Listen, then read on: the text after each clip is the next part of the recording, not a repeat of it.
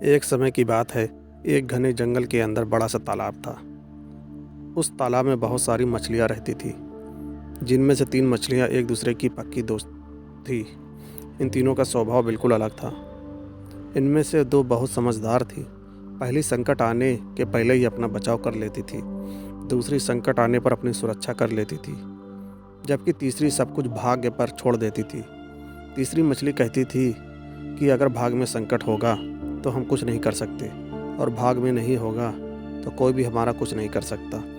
एक दिन रास्ते से गुजर रहे एक मछुआरे ने उस तालाब को देख लिया।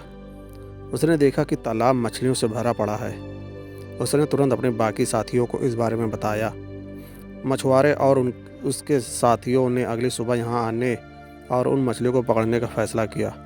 लेकिन मछली ने मछुआरे और उसके साथियों के बीच की बात सुन ली थी। उसने तुरंत तालाब में रहने वाली सभी मछलियों को इकट्ठा किया और सारी बात बता दी। पहली मछली बोली कि हो सकता है कि कल मछुआरे आकर हमें जाल में पकड़ ले, इससे पहले कि हमें यह स्थान छोड़ देना चाहिए। तीसरी नंबर वाली मछली बोली, अगर वो कल नहीं आए तो यह हमारा घर है, हम कैसे इसे छोड़ कर जा सकते हैं। अगर भाग में लिखा होगा तो हम कहीं भी हों मारे जाएंगे, और नहीं लिखा होगा तो हमें कुछ नहीं होगा।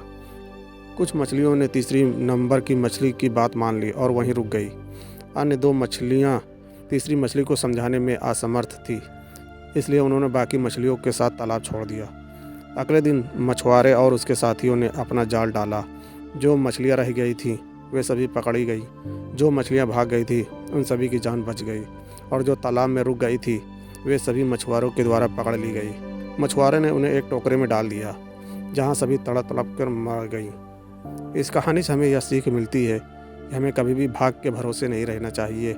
संकट आने के पहले ही उसे दूर करने का उपाय सोच कर रखना चाहिए।